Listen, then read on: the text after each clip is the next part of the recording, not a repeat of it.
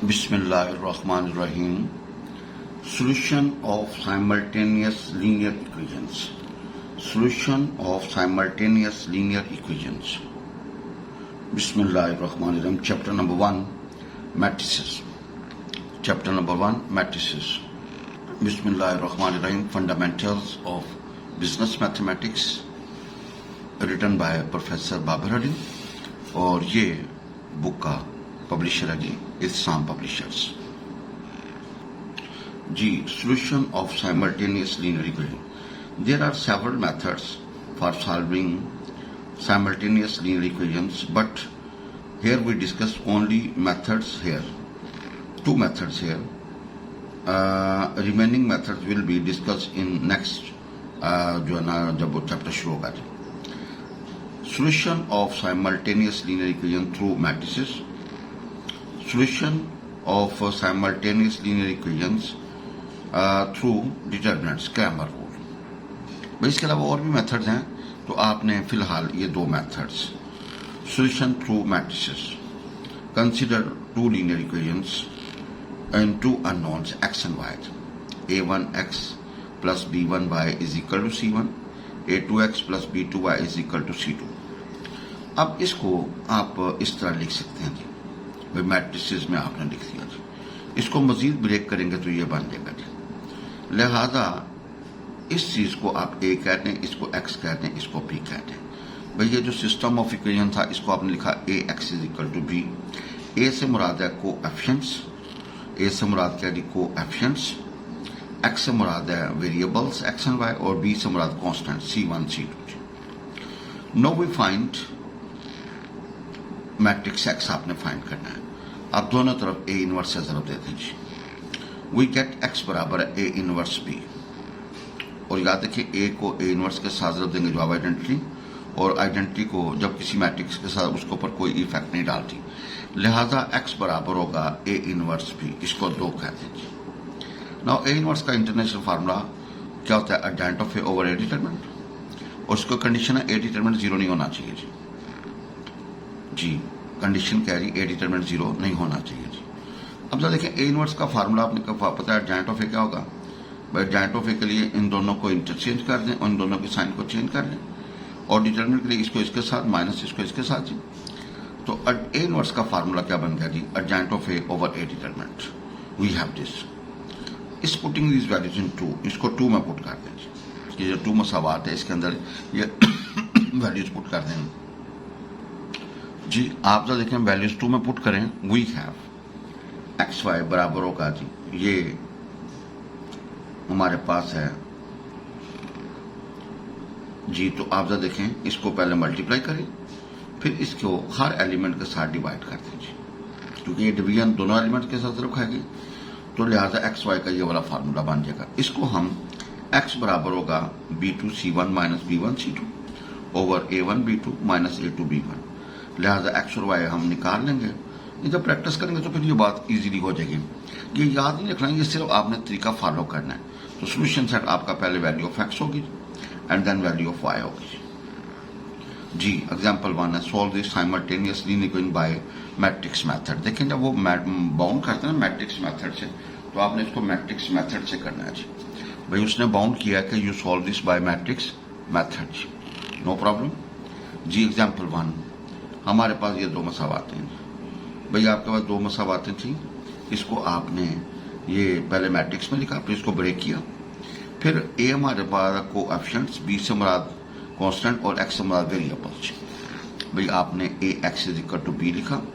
लिहाजा A is available, B is available, X is available. A से मुराद coefficients, भाई एक्स वाई के कोएफिशिएंट्स होंगे ए होगा. ये जो राइट्स पे अवेलेबल है कांस्टेंट्स होंगे, इसको बी से शो करेंगे, और ये वेरिएबल एक्स एंड वाई इसको कैपिटल एक्स से शो करेंगे. हमारे पास 1 है A X is equal to B. तो लिहाजा ए इनवर्स किसके बराबर होगा जी? ए इनवर्स से मल्टीप्लाई करेंगे तो एक्स बराबर होगा ए इनवर्स बी के जी. लिहाजा एक्स बराबर होगा ए इनवर्स बी के जी. इसको दो कहते हैं. आई को किसी मैट्रिक्स के साथ जब दें उसके ऊपर कोई इफेक्ट नहीं पड़ता, और ए को जब ए इनवर्स के साथ जब देंगे जवाब आइडेंटिटी आएगा. नॉट जॉइंट ऑफ ए निकालना हो तो भैया इन दोनों को इंटरचेंज करते हैं, इन दोनों की साइन चेंज करते हैं, और डिटरमिनेंट जो निकलेगा वो 2 निकलेगा, -2 निकलेगा, नॉट इक्वल टू 0. लिहाजा ए इनवर्स का फार्मूला क्या होगा? Adjoint of A over A determinant. भाई ए इनवर्स का international formula adjoint of A over A determinant we have this. अब इसको पुटिंग दीज वैल्यूज इन 2 में पुट करें, ऊपर मल्टीप्लाई करें। अब -2 को एंड पे डिवाइड कर दीजिएगा, तो वी हैव, जब डिवाइड करेंगे तो भाई 10 और 2 निकलेगा, लिहाजा x की वैल्यू 10 है और y की वैल्यू 2 है, लिहाजा सोल्यूशन सेट क्या होगा 10 और 2 जी। भाई सोल्यूशन सेट क्या होगा 10 और 2 जी। Solve simultaneous equation by matrix method. आपने इसको मैट्रिक्स मेथड से हल करना चाहिए। भाई नो प्रॉब्लम, ये हमारे पास है, इसको हमने गिवन इक्वेशंस जी, जब आप इसको मैट्रिक्स फॉर्म में लिखेंगे तो हमारे पास बन गया ax is equal to B. भाई जन ax is equal to B, इसको 1 कहते हैं जी। भाई we have ax is equal to B, लिहाजा a is available, x is available, b is available. a से मुराद कोएफिशिएंट, x से मुराद वेरिएबल्स और b से मुराद कांस्टेंट्स। इसको यूज से 1 जी। भाई जन इसको आपने क्या बोलना है जी 1 जी। तो आप जरा देखें ax is equal to B बन गया और x किसके बराबर होगा a इनवर्स b के जी।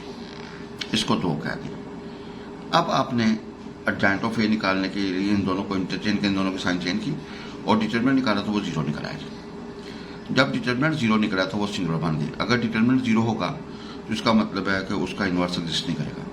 जब इनवर्स एग्जिस्ट नहीं करेगा तो इसका मतलब सोल्यूशन डज नॉट एग्जिस्ट। भाई जब डिटरमिनेंट 0 हो तो वो क्या होता है जी, सिंगुलर, और जब सिंगुलर होगी तो भैया उसका वो सोल्यूशन विल नॉट एग्जिस्ट। लिहाजा हम वहां पे स्टॉप कर देंगे और हमें पूरे नंबर मिल जाएंगे। भाई ए डिटरमिनेंट चूंकि 0 है, ठीक है, लिहाजा solution does not exist ji.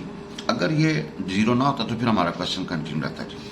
Solve, आपने इसको हल करना बाय मैट्रिक्स मेथड। भाई नो प्रॉब्लम, आपने इसको लिखा इस फॉर्म में ax is equal to B, ax is equal to B, तो x बराबर होगा a इनवर्स b की जी। भाई x बराबर होगा a इनवर्स इंटू बी की। भाई गिवन को तोड़ा, वहां पे आपने लिखा ax is equal to B, तो x बराबर होगा a inverse b। Now a is available, b is available, x is available. Now इसका डिटरमिनेंट निकाला आपने। भाई ए मैट्रिक्स का डिटरमिनेंट निकाला, वो -9 निकला, नॉट इक्वल टू 0। भाई नॉट इक्वल -9 निकला, नॉट इक्वल टू 0, इसका मतलब है इनवर्स एग्जिस्ट करेगा। एडजॉइंट ऑफ इन दोनों को इंटरचेंज करने, इन दोनों की साइन चेंज करनी है जी। तो ए इनवर्स बराबर होगा adjoint of A over A determinant. भाई ए इनवर्स बराबर होगा adjoint of A over A determinant. भाई ए इनवर्स बराबर होगा adjoint of A over A determinant. Now we have this. अब पुटिंग दीज वैल्यूज x बराबर ए इनवर्स बी में, आप ए इनवर्स और बी की वैल्यू पुट कर दीजिए। भाई सिंप्लीफाई किया तो x हमारे पास होगा 11/9 और y हमारे पास होगा 4/3 जी आफ्टर कैलकुलेशन। लिहाजा सोल्यूशन सेट जो बनेगा 11/9 एंड 4/9 जी। एग्जाम्पल 4 है, if possible find the solution of the system of by matrix method. अब 3/3 है जी। भाई हमारे पास क्या है 3/3, कहता अगर पॉसिबल है तो इसका इनवर्स निकालें, नो प्रॉब्लम। आप देखें इसको आप इस तरह लिखा जैसा ax is equal to B. A से मुराद है मैट्रिक्स ऑफ कोएफिशिएंट्स, x से मुराद है वेरिएबल्स और b से मुराद कांस्टेंट्स। लिहाजा ax is equal to B को आप लिखा जा सकता है x बराबर a इनवर्स b, इसको 2 कह दीजिए। अब हमने a इनवर्स फाइंड करना है। भाईजन क्या फाइंड करना है जी, a inverse. Know find a inverse, तो वो पुराना मेथड। ए इनवर्स के लिए पहले इसका डिटरमिनेंट निकालेंगे, फिर इसके कोफैक्टर्स निकाल कर डैन निकालेंगे। देखते हैं फिर क्या होता है जी। ए हमारे पास गिवन जो डिटरमिनेंट बनेगा वो हमारे पास ही है, इसका आपने ए इनवर्स फाइंड करना है जी। इसका आपने भाईजन क्या फाइंड करना है जी, ए इनवर्स फाइंड करना है जी। आप जरा देखिएगा, आपने इसको हल किया तो हमारा आंसर निकला -94 which is not equal to 0। भाई ए डिटरमिनेंट खोला, your answer is -94 which is not equal to 0। लिहाजा ये नॉन सिंगुलर मैट्रिक्स है, लिहाजा इनवर्स एग्जिस्ट करेगा। भाई ये नॉन सिंगुलर, लिहाजा इसका इनवर्स क्या करेगा जी, आपने कोफैक्टर्स ऑफ ए निकालने जी। नाउ a11 निकालें, a12 निकालें, a13, 21, 22, 23, 31, 32, 33। तो आपने हर एलिमेंट का को फैक्टर उसमें उस एलिमेंट की जगह पर रिप्लेस करके उसका ट्रांसपोज लेंगे तो उसको बोलेंगे एडजॉइंट ऑफ ए। भैया आपने हर एलिमेंट का को फैक्टर उस एलिमेंट की जगह पर रिप्लेस किया, उसको फिर ट्रांसपोज लेंगे तो वी गेट एडजॉइंट ऑफ ए। भाई ट्रांसपोज का मतलब पहली रो पहला कॉलम, दूसरी रो दूसरा कॉलम और तीसरी रो तीसरा column, we have this. Now A inverse का फार्मूला क्या होगा, 1/a determinant into direct of H. भाई ए इनवर्स का फार्मूला क्या होगा जी, 1/a determinant into direct of H. अभी आपने वैल्यूज पुट करनी है, अंदर मल्टीप्लाई ना करें, बाद में कर लेंगे जी। लिहाजा अब यूजिंग 2 आपको होता है x बराबर था a इनवर्स b। भाई x बराबर था a इनवर्स इंटू बी, आपने x की वैल्यू, a इनवर्स की वैल्यू और b की वैल्यू पुट कीजिए। अब पहले इसको मल्टीप्लाई करके फिर आप -1/94 से आप अंदर मल्टीप्लाई कीजिए जी। डिटरमिनेंट्स खोला, वो मल्टीप्लाई किया तो ये आ गया, इसको इकट्ठा किया तो वी हैव दिस। अब -94 हर एलिमेंट के साथ डिवाइड होगा। After calculation we get 30/47, 3/47 and -37/47। लिहाजा x निकला है, x1 निकला है, x2 निकला है, x3 निकला है। ये उसका क्या होगा जी, सोल्यूशन होगा जी। भाई ये गिवन का क्या होगा जी, सोल्यूशन होगा। तो उसने जब 3/3 का है तो आपने इस मेथड से फाइंड करना है जी। Word problem, if 10 kg of a sugar and 5 kg of rice cost rupees 100 and 5 kg sugar and 12 kg of price cost 150. Find the price of 1 kg of sugar and 1 kg of rice. But no problem. If 10 kg of a sugar, 10 kg sugar है और 5 kg rice है, उनकी total cost है 100 रुपया जी। और जब 5 kg आपके पास sugar है और 12 kg जो राइस है, ठीक है जी, तो उसकी कॉस्ट है 150। Find the price of 1 kg of sugar and 1 kg of rice. आपने शुगर और राइस की लदरदा कीमत निकाल ली जी। Let price of 1 kg of sugar हमारे पास x है, x रुपीज, और price of 1 kg of rice हमारे पास है y रुपीज, x रुपीज और y रुपीज। तो आप देखें कि जो मसावात बनेगी वो बनेगी गिवन कंडीशन के मुताबिक 10x plus 5y is equal to 100, 5x and plus 12y is equal to 150। भाई देखो ना, 10 kg शुगर है और 5 kg राइस है, इनकी कॉस्ट है 100 रुपया। 5 kg शुगर है और 12 kg राइस है, इनकी कॉस्ट है 150 रुपीज। आपने find the price of 1 kg of sugar and 1 kg of rice की आपने फाइंड करने की मर्जी। लेकिन सिंपल उसने कहा 10 kg राइस है और शुगर है और 5 kg राइस है, इनकी जो कॉस्ट है वो 100 रुपया है। जब 5 kg शुगर होगी, 12 kg राइस होंगे, तो इनकी कॉस्ट है 150। Find the price of 1 kg of sugar and 1 kg of rice. आपने इनकी अलग अलग वैल्यू निकाल ली भाई। लेट, बस ये थोड़ा सा स्टार्टिंग यहां तक है, बाकी तो आगे पुराना काम है। Let price of 1 kg sugar हमारे पास रुपीज x है और price of 1 kg of rice rupees है जी y। Therefore by given condition आपका 10x plus 5y is equal to 100, by 5x plus 12y is equal to 150। Now इसको matrix form में लिखेंगे तो ये बन गया ax is equal to b। A समरात कोएफिशिएंट, x समरात xy और b समरात कांस्टेंट्स। लिहाजा ax is equal to b, a is available, x is available, b is available. तो x किसके बराबर होगा, a इनवर्स b की जी। भाई जन x किसके बराबर होगा, a इनवर्स b। अब हम a इनवर्स निकालेंगे, उसको यहाँ पे पुट करेंगे एंड वी सी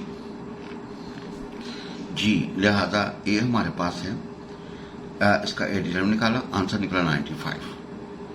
लिहाजा डेंट के लिए इन दोनों को इंटरचेंज कर दें, इन दोनों के साइन चेंज कर दीजिए। तो a इनवर्स का फार्मूला क्या होगा, अडजेंट of a over a determinant. a inverse का फार्मूला क्या होगा, अडजेंट of a over a determinant. Now values put कीजिए, इसको भी सिंप्लीफाई ना करें, इसको यहां पुट कर दें, x बराबर होगा a इनवर्स b। नो मल्टीप्लाई किया, अब डिवाइड किया तो वी गेट x हमारे पास होगा 4.74 रुपीज और y होगा 10.53 जी। तो x हमारे पास ये और y हमारे पास ये होगा, तो हमारा ये सोल्यूशन सेट निकल आएगा जी।